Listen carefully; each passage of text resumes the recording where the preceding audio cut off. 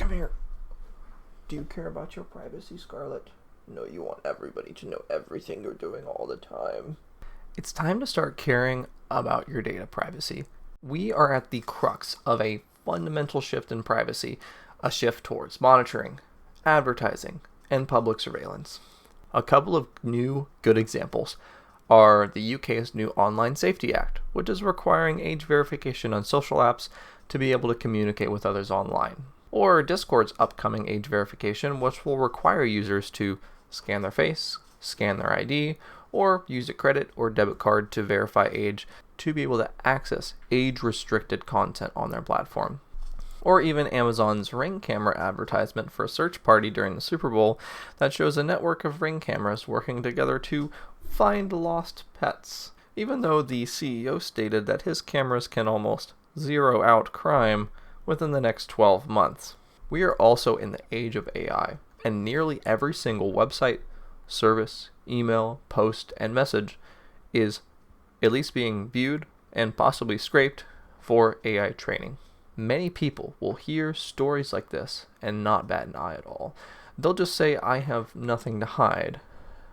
Just to be clear, a stance of having nothing to hide inherently comes from a place of privilege. You are privileged to have nothing to hide. Answer me this question. Would you let me, a stranger, go through your phone, look through your posts, look through all of your pictures, give me access to all of your accounts, and I mean... Girl, what are you doing? Scarlett. Scarlett, you're being a little menace. Go.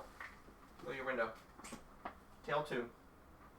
Now, would you give me access to all of your accounts, and I mean all of them, and look through all of your online history from the day that you joined the internet to today? Would you let me do that?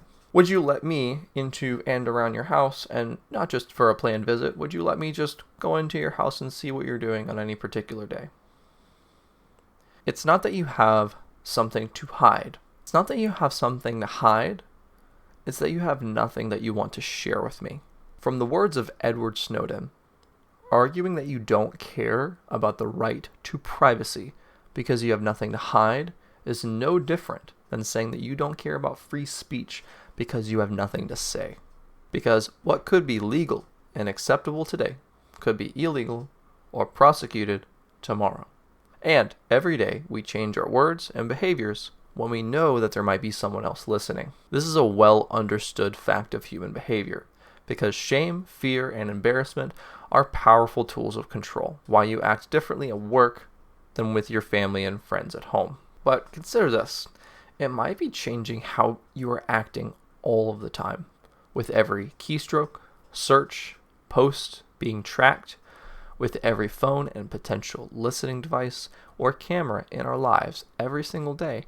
They don't have to surveil every single person all the time. All they have to do is make you believe that you could be surveilled at any time. And depending on who is in charge of your country or your state, if you live in the United States, it could be based on parts of you that are inherently part of your personal identity: race, gender, ethnicity, occupation, religion, net worth, disability status, etc. Or it could be based on historical data. Something you said 6 or 7 years ago. Haha, reference. It might not have been illegal then, but it's a problem now. Because privacy should be a fundamental human right along with the freedom of speech. But even if something doesn't necessarily become illegal, they can still maliciously use your data against you, such as charging you more for groceries when you know that you are personally more likely to purchase something either because you have more money, or they could serve young girls beauty product advertisements when they know that they're having low self-esteem because they deleted their selfie. Or let's say that you're using something that you bought in a way that the product manufacturer doesn't agree with. They can just remote deactivate your product. And just because something is illegal today does not mean that it will not be illegal in the future. Let's start with something tangible. If you use Google Maps, go to your location timeline and you'll see a snapshot of everywhere that you've been every day for the past few months, maybe years. There's even a feature within your Google account that alters your advertisements based on where you have physically been. Let's do another one. if you have a Facebook account, go to your Meta Account Center. Now go to Add Preferences, Manage Info, and Categories Used to Reach You. When I first saw this list, I was frankly shocked. Most people will never even look at this list, but these data points, they paint a picture of who you are, even if you haven't posted a lot of information about yourself. And the scary part is, these companies are the ones that are disclosing this information and actually making it easily available to you. Even if the government doesn't want your data, I do not trust companies with this information. Every month, I feel like there's a news story of a huge data breach because many companies do not store data in a way that is secure and private. And these breaches are proof of this. If you wouldn't share your information with me, why do you share it with companies that are inherently in this for profit, put you at risk of surveillance, personalized advertising, and risk your data being leaked and claimed by a bad actor? If you wouldn't trust it with me, don't trust it with the company. Before I start suggesting any alternatives and interventions, I am not sponsored by any company for this video, and you should do your own personal research of what sets well for you before you make any decisions on your privacy. I would also like to make individual videos in the future, better explaining some of these services and how you can understand and use them more securely and privately. You want to look for services that are open source, collect no data or as little data as possible, and includes end-to-end zero-knowledge encryption, meaning the company themselves don't have access to your data or messages. I would also do some research to see if there have been any data leaks or if any forced federal data collection from law enforcement or judicial orders. So, you're convinced now that you want to protect your privacy, but what are the things that you can easily do today to help protect your online privacy? I'm going to start with some easy interventions that almost everyone should do, then get into some more involved ones. First of all, you should use a good content blocker browser extension like uBlock Origin. Nearly every single website has numerous trackers that build a profile of you site to site. uBlock Origin blocks many of these trackers before they're even able to load on the website. If it doesn't load at all, it cannot track you. Next, stop using Google and popular AIs for all of your internet searches, like ChatGPT, Perplexity, Claude, etc. When you use any of these services, you are inherently feeding the data collecting machine exactly what it wants. Your search history and questions that you have about your life that you ask the internet paint a detailed picture of you and the kind of person that you are. Other options you can switch to today are DuckDuckGo, Brave, and StartPage. Each of these are privacy focused. They state that they do not collect any data on any searches, which is at least better than what Google is doing and blatantly using your data that they have on you to advertise to you and track you. I personally use DuckDuckGo. I think it has good search results. Its options are also extremely customizable, like you can choose whether you want to have AI in your searches or not. You can choose to have it on demand or not even show up at all. And remember that Google and other services are still available if these engines aren't giving you the results that you need. However, I think that you'll find that a overwhelming majority of your searches can be completed without Google. Next is email, Drive, and Docs. I personally use Proton Mail, Proton Drive, and Proton Docs. These are all end-to-end encrypted, zero knowledge, meaning that not even Proton has access to your emails and your uploaded files to your drive. I will say, Proton Docs is not as feature-rich as Google Docs, but I made the entire script of this video within Proton Docs, and it is perfectly acceptable for most users. And Proton is still getting actively updated with new features all the time. Now, Maps. Maps is a service I found very difficult to replace. The one that I settled on is TomTom, which is not perfect, but it's the best one that I could find. It's a Dutch-based navigation app that complies with EU's GDPR laws, the data privacy laws. They do collect some data, but it is for providing traffic data to other drivers. And they state that they anonymize all location data within 24 hours of collection.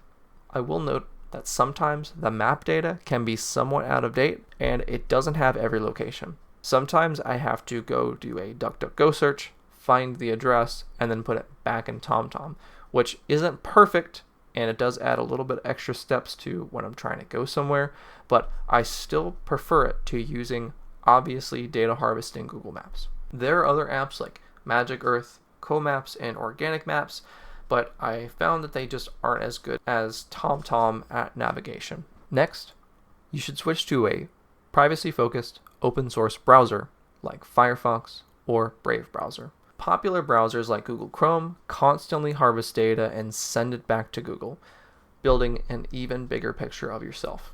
Personally, I use Firefox, and I set all of my privacy settings to maximum.